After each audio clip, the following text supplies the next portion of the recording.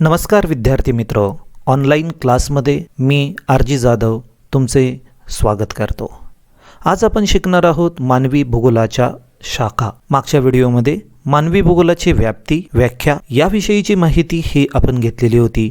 आजच्या व्हिडिओमध्ये मानवी भूगोलाच्या शाखा यांची माहिती समजून घेऊया. मानवी भूगोलाच्या अभ्यासाची व्याप्ती जसजशी वाढत गेली तसतशी मानवी भूगोलाच्या उपशाखांची निर्मिती झाली.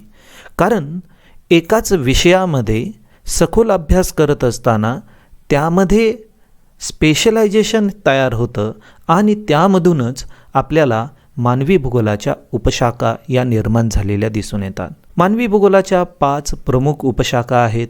1 आर्थिक भूगोल, 2 सामाजिक भूगोल, 3 ऐतिहासिक भूगोल, 4 राजकीय भूगोल, 5 वैद्यकीय भूगोल. मानवी भूगोलाच्या शाखा आहेत. यापैकी पहिल्या शाखेची आपण सुरुवात करून घेऊ.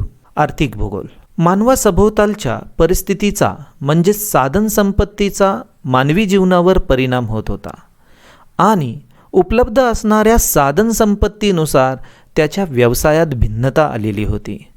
विनिमयाचं साधन म्हणून पैशाला महत्त्व आल्यानंतर मानव पैसा म्हणजेच अर्थप्राप्तीसाठी विविध क्रिया या करू लागला.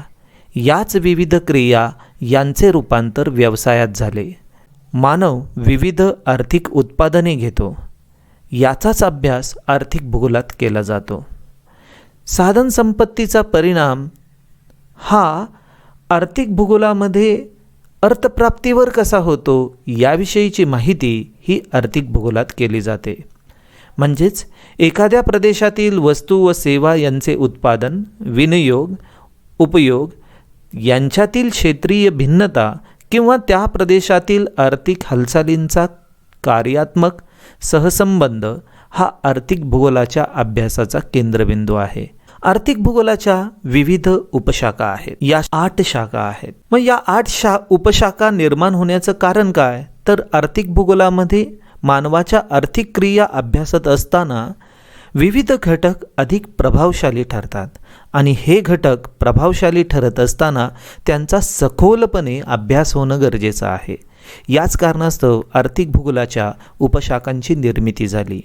आपण मानवाचा सर्वात जुना व्यवसाय म्हणजेच कृषी व्यवसाय यापासून सुरुवात करूयात. सुमारे 10,000 वर्षापासून या कृषी व्यवसायाला सुरुवात झाली. या कृषीवर परिणाम करणारे घटक कोणते आहेत आणि या घटकांचा परिणाम त्याच्या उत्पन्नावर, शेती पद्धतीवर किंवा शेतीच्या वितरणावर कसा होतो याविषयीची माहिती ही कृषी भूगोलात घेतली जाते. कृषी भूगोलानंतर आपण समजून घेऊयात आर्थिक भूगोलातील दुसरी महत्त्वाची उपशाखा म्हणजे वाहतूक भूगोल. वाहतूक हा आर्थिक क्रियांना चालना देणारा महत्त्वाचा घटक आहे. रस्ते, लोहमार्ग हे देशाच्या रक्तवाहिन्या असल्याप्रमाणे आर्थिक क्रियांना चालना देत असतात. म्हणूनच वाहतुकीचे जाळे कसे आहे, वाहतूक मार्गाचे प्रकार कोणते आहेत, जलमार्ग, हवाई मार्ग, लोहमार्ग, रस्ते यामधील कोणती वाहतूक व्यवस्था ही किफायतशीर ठरते, त्याचे फायदे तोटे कसे आहेत आणि आर्थिक दृष्टिकोनातून यांचं महत्त्व काय आहे, अशा विविध घटकांचा अभ्यास हा वाहतूक भूगोलामध्ये केलेला दिसून येतो. याच वाहतुकीवर अवलंबून असणारा पर्यटन व्यवसाय आहे. मानव मनोरंजनासाठी आरामदायी जीवन तात्पुरत्या कालावधीत व्यतीत करण्यासाठी पर्यटन करत असतो. अशा पर्यटनाच्या ठिकाणी पर्यटकांना आवश्यक असणाऱ्या विविध गरजा भिन्न असतात. त्यांना हॉटेल, अन्नासाठी चांगली रेस्टॉरंट्स याची आवश्यकता असते. याशिवाय त्या ठिकाणी पर्यटकांना पर्यटनासाठी विविध पर्यटन स्थळे कोणती आहेत, त्यांचं वितरण कसं झालं आहे, पर्यटकांवर विविध आर्थिक क्रियांचा परिणाम काय होतो, अशा विविध घटकांचा अभ्यास हा पर्यटन भूगोलामध्ये केलेला दिसतो. मानवाने निर्माण केलेले जे काही उद्योगधंदे आहेत त्या उद्योगधंद्यांचा अभ्यास औद्योगिक भूगोलात केला जातो. कोणताही उद्योग निर्माण करण्यासाठी त्यावर परिणाम करणाऱ्या घटकांचा अभ्यास करावा लागतो. हे परिणाम करणारे घटक कोणते आहेत? याशिवाय काही उद्योगधंद्यांमध्ये कच्च्या मालाच्या ठिकाणी उद्योगधंदे स्थापन केले जातात, तर काही उद्योगधंदे कोठेही स्थापन केले तरी चालतात. उदाहरणार्थ रेडीमेड कपड्यांचा व्यवसाय हा कुठेही स्थापन करता येतो, कारण त्याचा वाहतुकीचा खर्च हा मर्यादित असतो. तर साखर उद्योग हे मात्र ज्या ठिकाणी ऊस उत्पादन घेतलं जातं अशा ठिकाणी निर्माण करावे लागतात. म्हणजेच उद्योगधंद्याचं स्थान हे कसं भिन्न भिन्न आहे, त्याचं वितरण कसं झालं आहे, कोणते उद्योगधंदे हे कोणत्या ठिकाणी निर्माण करण्यात यावेत याविषयीचा अभ्यास हा औद्योगिक भूगोलामध्ये केलेला दिसतो. तर साधनसंपदा या भूगोलामध्ये पृथ्वीवर उपलब्ध असणाऱ्या साधनसंपदा कोणत्या आहेत, त्यांचा उपयोग आर्थिक क्रियांसाठी कसा केला जाईल याविषयीची माहिती ही साधनसंपदा भूगोल या आर्थिक भूगोलाच्या उपशाखेत केले जाते.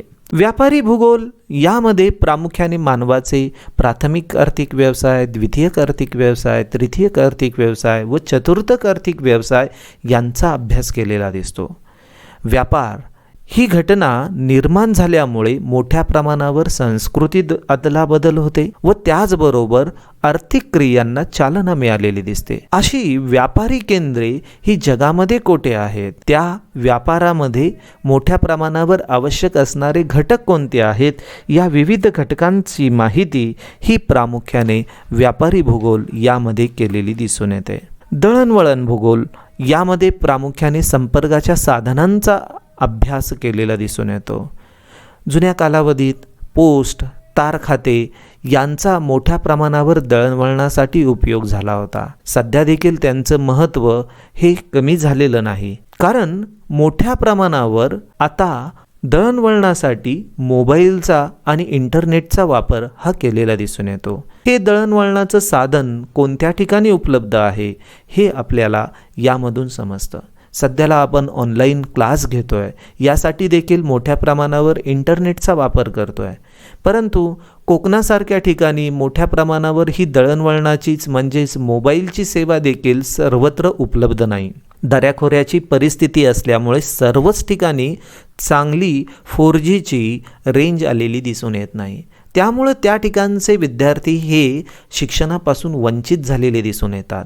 म्हणजेच या ठिकाणी आपल्याला दळणवळणाचं महत्त्व हे शैक्षणिक दृष्टिकोनातूनही समजून घेता येईल. अशा या दळणवळण भूगोलामध्ये दळणवळणाची साधनं, त्यांची वितरण याविषयीची माहिती ही आपल्याला आर्थिक भूगोलाच्या या शाखेमध्ये घेतलेली दिसून येते.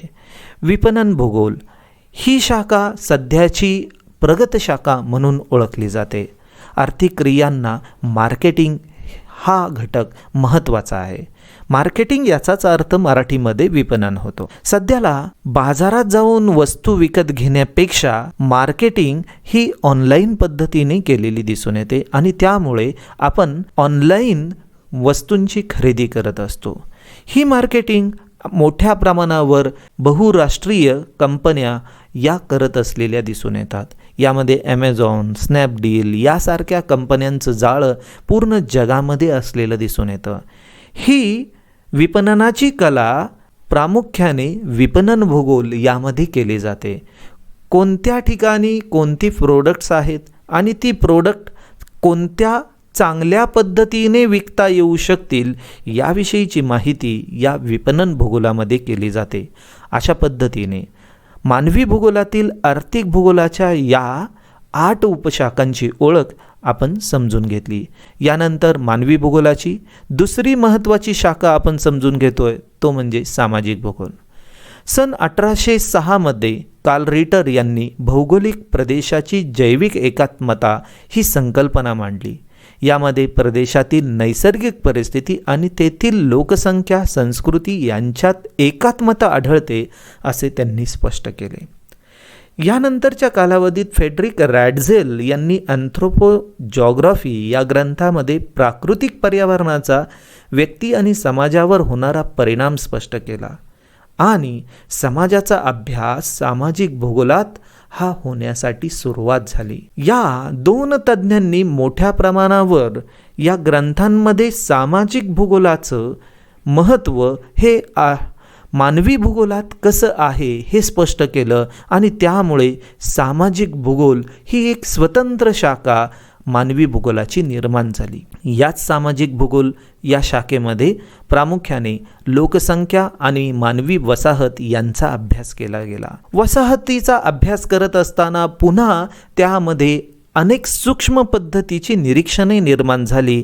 वसाहतींची संरचना कशी आहे, तिचं वितरण कसं आहे, याच्यानुसार त्या ठिकाणी वसाहत भूगोल हा स्वतंत्र उपशाखा म्हणून उदयास आलेला दिसून येतो. वसाहत भूगोलामध्ये देखील पुन्हा विशेषीकरण झालेलं दिसून येतं. लोकसंख्येचा अभ्यास करत असताना जागतिक दृष्टिकोनातून ही लोकसंख्येचं वितरण कसं झालं आहे, त्या ठिकाणचा जन्मदर, मृत्यूदर आणि त्याचबरोबर लोकसंख्या वाढीचा दर हा वेगवेगळ्या ठिकाणी कसा आहे, लोकसंख्येची घनता कशी आहे, अशा विविध घटकांचा अभ्यास या सामाजिक भूगोलातील प्रामुख्याने लोकसंख्या भूगोल या उपशाखेत होऊ लागला. आणि यामधूनच लोकसंख्येची संरचना ही देखील अभ्यासली गेली. पर्यावरण आणि लोकसंख्या याचं समायोजन कसं झालं आहे हे सामाजिक भूगोलाच्या लोकसंख्याशास्त्र या शाखेमध्ये अधिक सखोलपणे अभ्यास होऊ लागला. यानंतरच लोकसंख्या याचा अभ्यास करत असताना ती ग्रामीण लोकसंख्या आहे किंवा नागरी लोकसंख्या आहे असा प्रकार होऊ लागला आणि यामधूनच वसाहतींचे वर्गीकरणही बदलले. भूगोलामध्ये वस्तीची स्थान, त्या भोवतालची परिस्थिती, त्यावर परिणाम करणारे घटक कोणते आहेत व यानुसार वसाहतींची वेगवेगळी कोणती कार्ये आढळतात, त्यांचे आकार, प्रारूप, प्रकार, समस्या यांचा अभ्यास वसाहत भूगोलामध्ये होऊ लागला.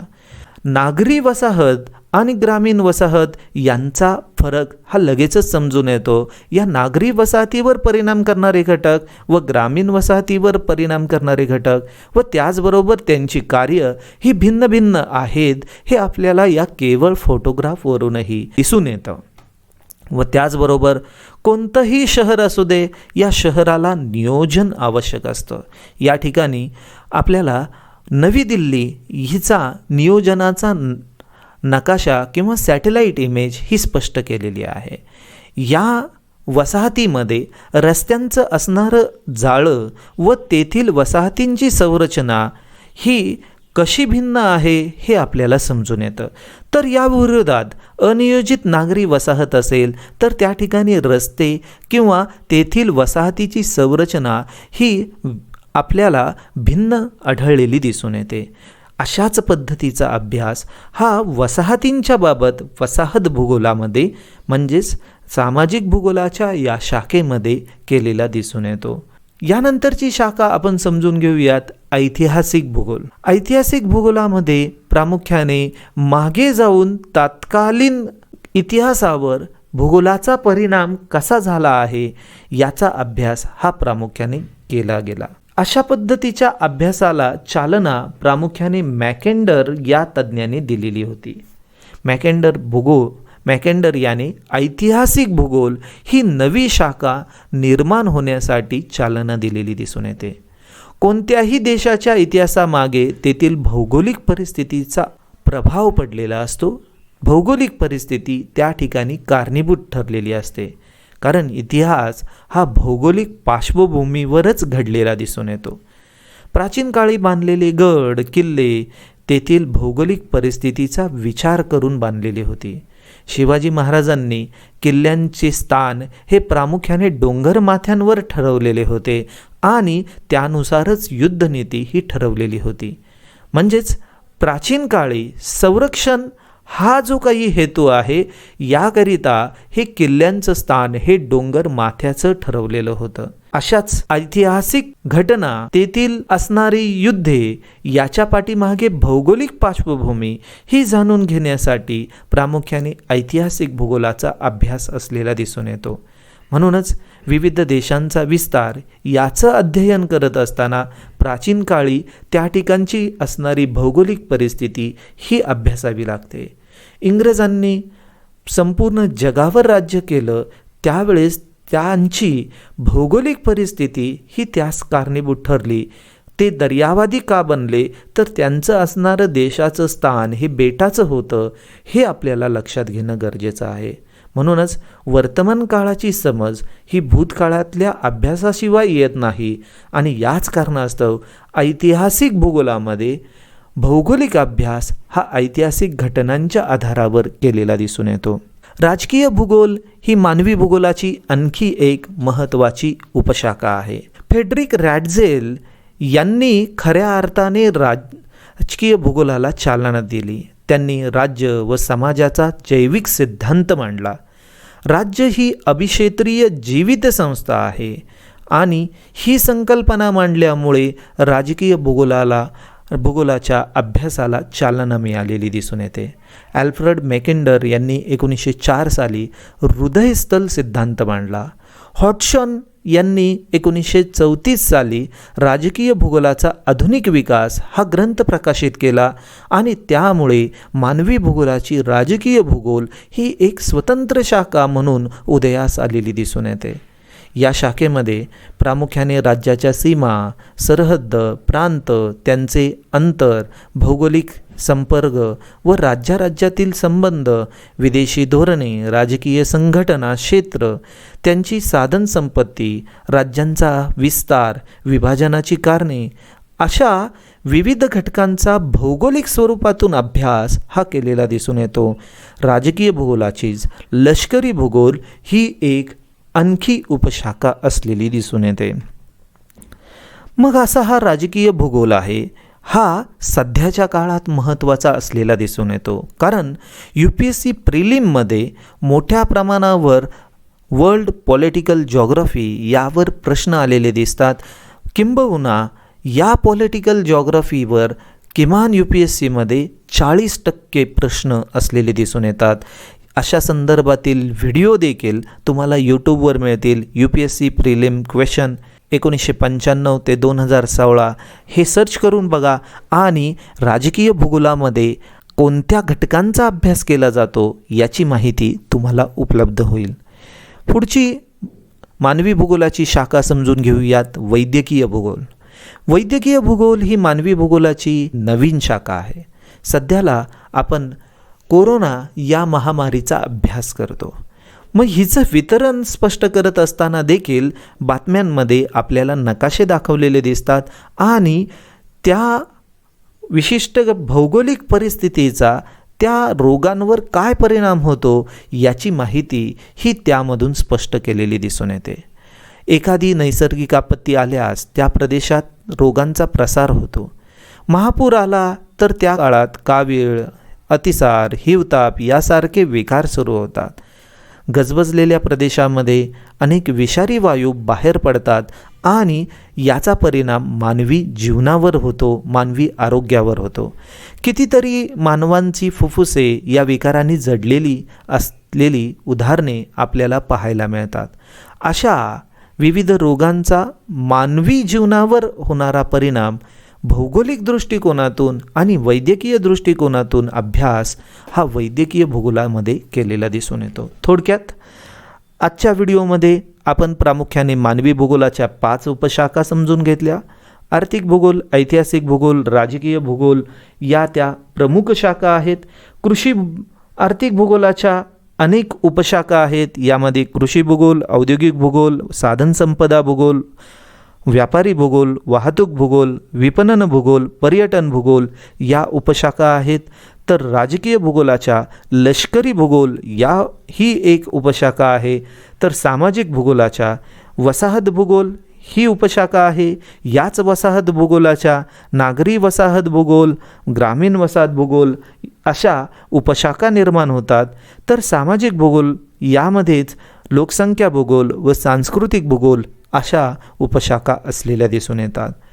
या स्लाईडवर तुम्हाला MCQमध्ये प्रश्न आलेले दिसतील. उदाहरणार्थ, व्यापारी भूगोल ही मानवी भूगोलाची कोणती शाखा आहे? तर आर्थिक भूगोलाची शाखा आहे.